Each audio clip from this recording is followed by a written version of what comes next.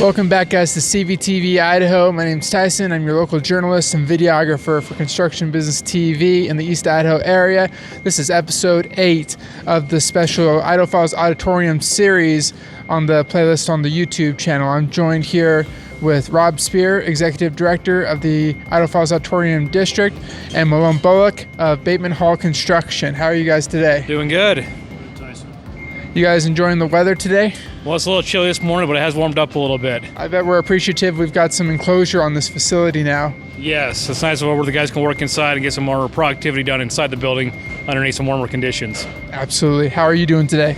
You know, Tyson, I'm good. I do a little different. We're starting from the inside out today, which is probably timely because, as you mentioned and Malone mentioned, the weather. But we are right now inside the conference space facility here in this event center. So it's coming along nicely. This is one of the areas that Bateman-Hall was able to dry in fairly early on, so we got it out of the weather. This is going to be a great facility for people to host conferences, trade shows, whatever. And 10,000 square feet can break up this space into 5 separate meeting rooms. Probably can seat up to 650 in one setting. So a space well needed for Idaho Falls. So going a little bit more into that, like what particular benefits do you see this conference area having for the East Idaho community? Well, right now, it's my understanding there's not a lot of available conference space in this community, so this is going to provide that, and I think it's going to be very convenient. People can come here and rent a room out for lunch or dinner or training. They can move off into the showroom floor, what I call the showroom floor, and the reason I'm saying that, let's take, for example, we have an RV show in there, and then they have their various offices set up in this convention space so they can go over the various financing packages and whatever. So there'll be a lot of crossover between what goes on in that event center to what we can host out here. Question for you, what are some of the unique aspects of building this section of the facility? Well, like one thing Rob mentioned, that this space can be broken into 5 smaller rooms.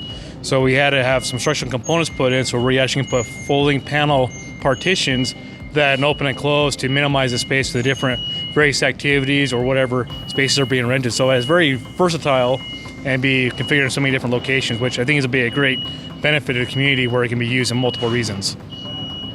Excellent. What are we going to take a look at today? Well, before we leave here, I just want to point out, and as I look around this facility, just a significant amount of work that's been done in here. All the HVAC systems that have been put in here that are significant and substantial. You know, some people look at these metal studs and go, yeah, they're making progress, but boy, there's been a lot of work done in this area, especially in regards to the HVAC piece. I would say so. Not just along with that, but also all the soffits that have to go around in here. They go around all the track system that's for those folding panel partitions. And there's also sound barriers as well, which makes it very difficult to work around and time frame for other trades to coordinate and get along. Sometimes we have our little moments, but everybody for the most part is working well and moving forward on this project. Very cool. Let's take a look around.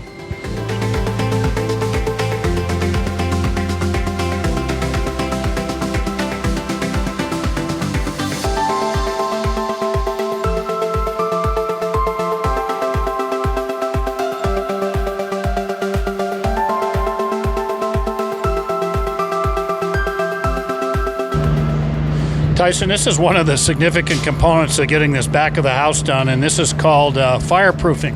Fireproofing all the big metal beams.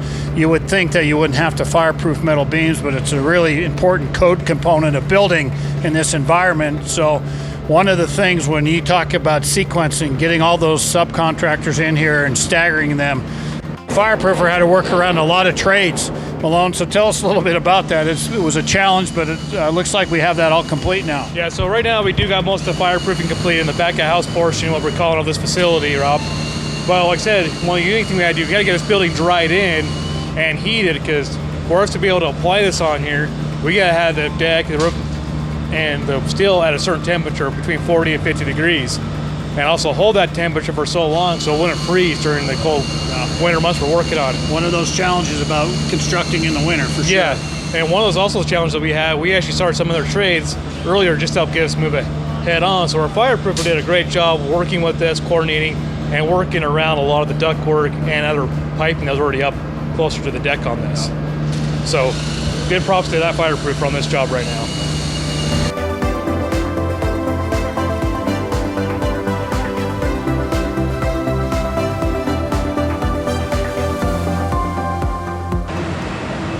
So Malone, we're right here looking at this bowl. This is a kind of a milestone in itself. A couple milestones actually. One is if we look up here, the decking on this bowl. This is critical to get this thing dried in. So after the decking, get the roof on. Hopefully we'll have this decked probably by the end of next week, hopefully. But down here we see the starting of the installation of the precast. And precast, for the viewer out there, tell us a little bit about what that precast means and what it's for. You know, the precast is a kind of term like this was already poured off-site, basically. This is the stadium riser sections that makes up where the seats will be attached to. So precast is where it was formed off a couple different locations. So it was formed and poured in a Salt Lake location and a Boise location. Yeah. So our company that's doing this is called Patria. So we had to work in coordination with them on reviewing their shop drawings, coordinating with the structural steel, and then even the seating, trying to get that coordination done. So when they come out here, these numbers are the sizes are working right. So it is a big deal to have this coming in, and these are actually fitting quite nicely. That's good to hear. Now, as mentioned earlier, one of my favorite terms with this construction project is sequencing. And the sequencing is where you have to coordinate and sequence all the various subcontractors. And there was no bigger challenge than sequencing the installation of this precast with the decking still going on. Yeah, so it's been quite an ordeal because we have to get the decking on there, try to keep the snow out. So this week was been okay, except for a few days got some more snow. But the more we get this roof on, the more snow we keep out, more precast we set.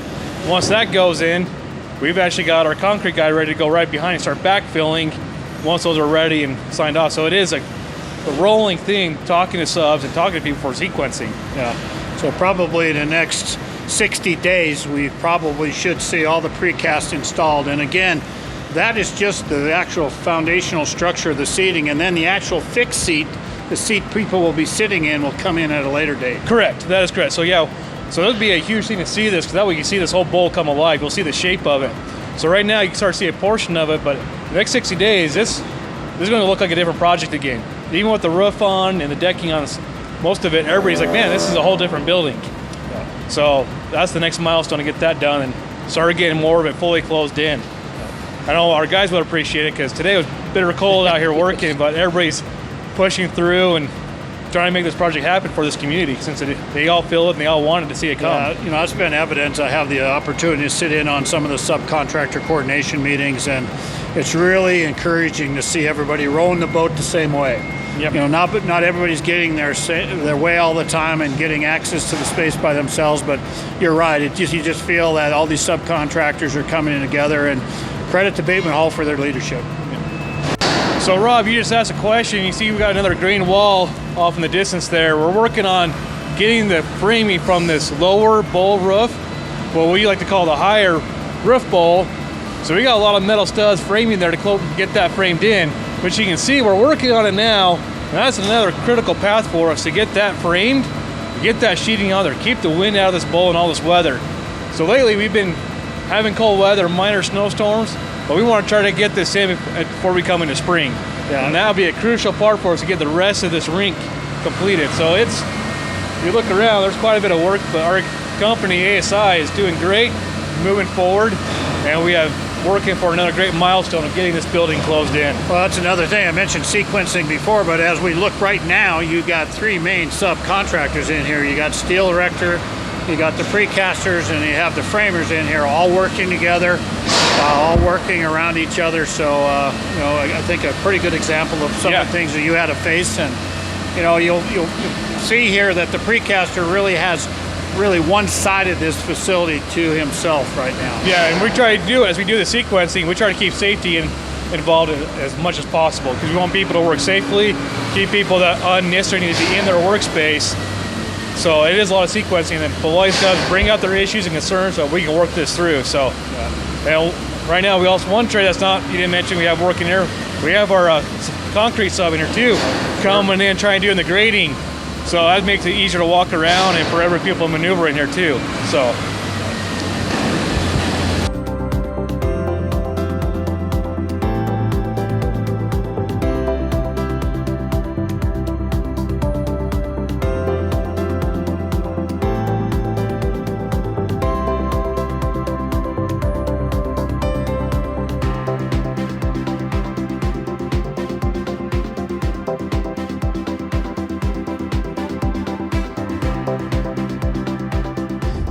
All right, guys, that's going to do it for episode 8 of the Idaho Falls Auditorium series. If you need to play catch up, there's a playlist on Construction Business TV on YouTube, the Idaho Falls Auditorium series playlist.